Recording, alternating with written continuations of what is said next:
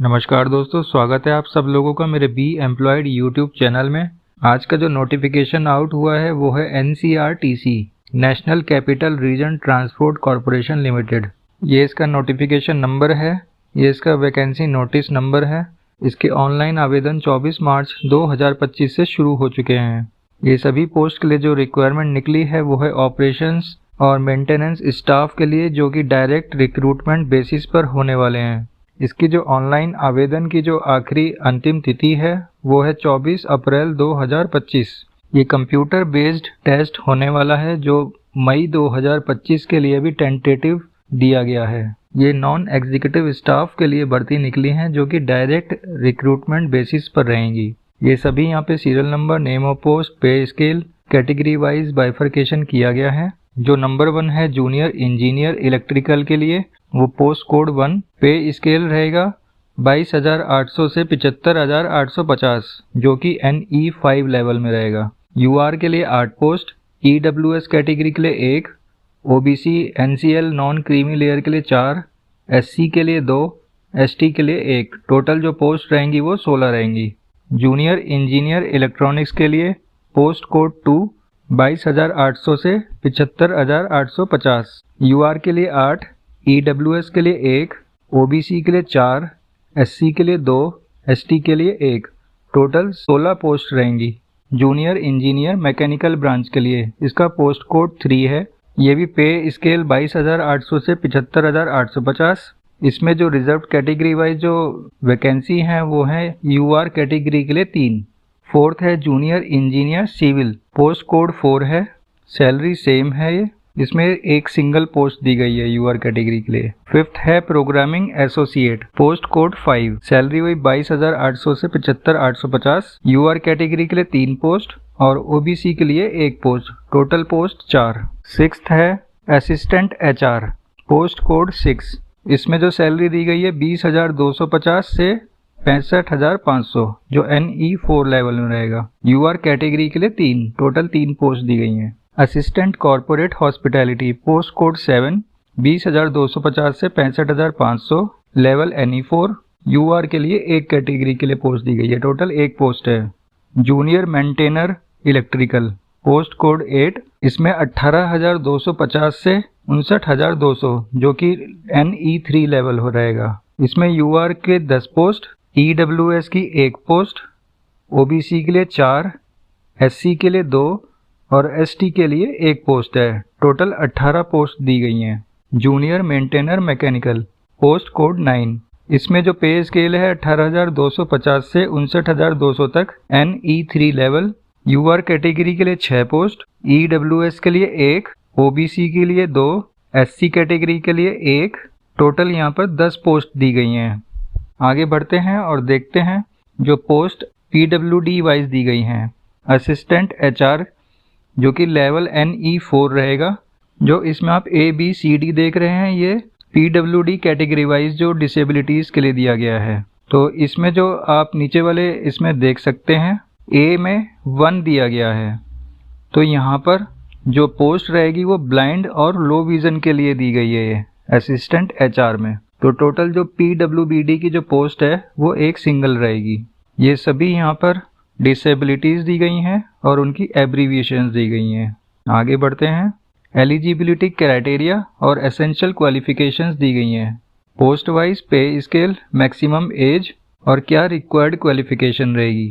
तो जैसे कि जूनियर इंजीनियर इलेक्ट्रिकल के लिए ये सैलरी दी जाएगी। मैक्सिमम एज 25 साल और 3 साल का डिप्लोमा चाहिए इलेक्ट्रिकल इंजीनियरिंग में। जूनियर इंजीनियर इलेक्ट्रॉनिक्स, पे स्केल ये रहेगी। जो मैक्सिमम एज है वो 25 साल और 3 साल का डिप्लोमा इलेक्ट्रॉनिक इंजीनियरिंग। थर्ड है जूनियर इंजीनियर मैकेनिकल, इसमें भी जो एज है वो 25 साल और 3 साल का डिप्लोमा मैकेनिकल इंजीनियरिंग में। सिविल के लिए भी सेम है और 3 साल का डिप्लोमा सिविल के लिए। इसमें भी एज 25 साल और 3 साल का डिप्लोमा इन कंप्यूटर साइंस या IT या BCA या BSc कंप्यूटर साइंस या BSc IT, इनमें से कोई एक के लिए ये रिक्वायर्ड है। असिस्टेंट HR के लिए एज 25, 3 साल का ग्रेजुएशन या तो BBA या BBM में। असिस्टेंट कॉर्पोरेट हॉस्पिटैलिटी, सैलरी ये दी गई है, एज 25 साल, ग्रेजुएशन होनी चाहिए होटल मैनेजमेंट या इक्विवेलेंट उसके बराबर। जूनियर मेंटेनर इलेक्ट्रिकल के लिए ये सैलरी दी गई है, एज 25 साल, ITI NCVT या SCVT जो कि सर्टिफिकेट होना चाहिए इलेक्ट्रीशियन ट्रेड या उसके बराबर इक्विवेलेंट। जूनियर मेंटेनर मैकेनिकल ये सैलरी दी गई है, एज 25 साल, इसमें भी सेम कंडीशन दी गई है, ITI NCVT या SCVT सर्टिफिकेट जो कि फिटर ट्रेड उसके बराबर होना चाहिए। यहाँ पर ये नोट में सभी कंडीशंस गाइडलाइंस दी गई हैं। इसमें जो थर्ड पॉइंट है उसमें लिखा गया है only full time regular courses will be consider. जो फुल टाइम रेगुलर कोर्स किए हुए कैंडिडेट्स रहेंगे उनको कंसीडर किया जाएगा और कम से कम 18 वर्ष की आयु होनी चाहिए तो वो एलिजिबल योग्य माने जाएंगे। ये सभी यहाँ पे कंडीशंस गाइडलाइंस दी गई हैं दोस्तों, ये एक बार पढ़कर समझकर आप ऑनलाइन आवेदन दे सकते हैं, कर सकते हैं। SC/ST के लिए 5 साल का रिलैक्सेशन, OBC के लिए 3 साल, एक्स सर्विसमैन के लिए 3 साल, PWBD UR या EWS के लिए 10 साल, PWBD OBC non creamy layer के लिए 13 साल, PWBD SC और ST के लिए 15 साल। बाकी ये सभी नीचे कंडीशंस हैं। सिलेक्शन प्रोसेस पे बात करते हैं जो कि कंप्यूटर बेस्ड रहने वाला है। एक मेडिकल टेस्ट होगा जो कि medical standards Indian railway medical manual के हिसाब से, जो इसमें जो सिलेबस रहेगा वो कंप्यूटर बेस्ड NCRTC's की जो वेबसाइट है उस पर सेपरेटली देखने को मिल जाएगा। कंप्यूटर बेस्ड टेस्ट में जो 100 क्वेश्चंस रहेंगे उसमें से टोटल मार्क्स 100 रहेगा। हर एक आंसर के लिए 1 मार्क रहने वाला है और इसमें कोई भी रॉन्ग आंसर के लिए नेगेटिव मार्किंग नहीं रहेगी। जो CBT टेस्ट होगा वो 90 मिनट का यानी कि 1.5 घंटे का रहेगा। टेस्ट सेंटर्स की यहाँ पे लिस्ट दी गई है, ये सभी यहाँ सिटी वाइज नाम दिए गए हैं। प्रोबेशन पीरियड के लिए जो बताया गया है वो आफ्टर ज्वाइनिंग के बाद में 2 साल का प्रोबेशन पीरियड रहेगा as per company policy. Surety bond जो रहेगा वो बॉन्ड का अमाउंट 1.5 लाख रुपए रहेगा और कम से कम 1.5 साल की अवधि के लिए पीरियड सर्व करना होगा। ये सभी यहाँ पे गाइडलाइंस कंडीशंस दी गई हैं। ये यहाँ पर इमोलुमेंट्स और प्लेस ऑफ पोस्टिंग का चार्ट दिया गया है, किस लेवल के हिसाब से कितनी बेसिक पे रहेगी, variable dearness allowance, HRA plus other benefits ये सब रहेंगे। जो ट्रेनिंग है वो ऑन जॉब ट्रेनिंग रहेगी, वो प्रिस्क्राइब ड्यूरेशन जो समय पर बता दिया जाएगा। पेमेंट की बात करें ऑनलाइन एप्लीकेशन फ़ी की तो UR, OBC, EWS और एक्स सर्विसमैन जो नॉन रिफंडेबल फीस रहेगी वो 1000 रुपये plus GST as applicable. SC/ST PWBD category के लिए कोई फीस नहीं देनी होगी। क्रेडिट डेबिट नेट बैंकिंग के माध्यम से ऑनलाइन पेमेंट किया जा सकता है। 24 मार्च 2025 से आवेदन शुरू हो चुके हैं। ये बताया गया है कि कैसे अप्लाई करना है। NCRTC की वेबसाइट पर जाकर आपकी वैलिड ईमेल आईडी और वैलिड मोबाइल नंबर रहना चाहिए। ये सभी यहाँ पर स्टेप्स दिए गए हैं जो आपको फॉलो करने हैं। Scanned passport size photograph, signature, caste certificate, ये उस सभी के लिए गाइडलाइंस दी गई है। एक बार रीड करके पढ़कर समझकर आप ऑनलाइन आवेदन कर सकते हैं। यहाँ पर ये इंजीनियरिंग जो ब्रांचेस डिसिप्लिन का चार्ट दिया गया है कि मैकेनिकल इंजीनियरिंग जो डिसिप्लिन है उसमें कौन से कोर्सेज के साथ इसमें से आप अप्लाई कर सकते हैं। अगर इसमें से कोई भी आपने कोर्स ज्वाइन किया हुआ है तो इसके माध्यम से आप ऑनलाइन आवेदन कर सकते हैं। जैसे कि मैकेनिकल में mechanical engineering, production engineering, automobile engineering, manufacturing engineering, mechatronics engineering, industrial engineering, machining engineering, tools and machining engineering, tools and die making engineering. तो अगर इसमें से आपने कोई भी कोर्स किया हुआ है तो आप मैकेनिकल के अंडर ऑनलाइन आवेदन कर सकते हैं।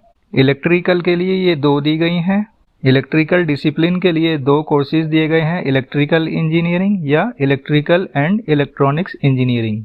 इलेक्ट्रॉनिक्स के लिए ये सभी कोर्सेज दिए गए हैं, electronics engineering, electrical and electronics engineering, electronics and communication, computer science and engineering, computer engineering, computer science, information technology, instrumentation and control engineering, electronics and instrumentation engineering.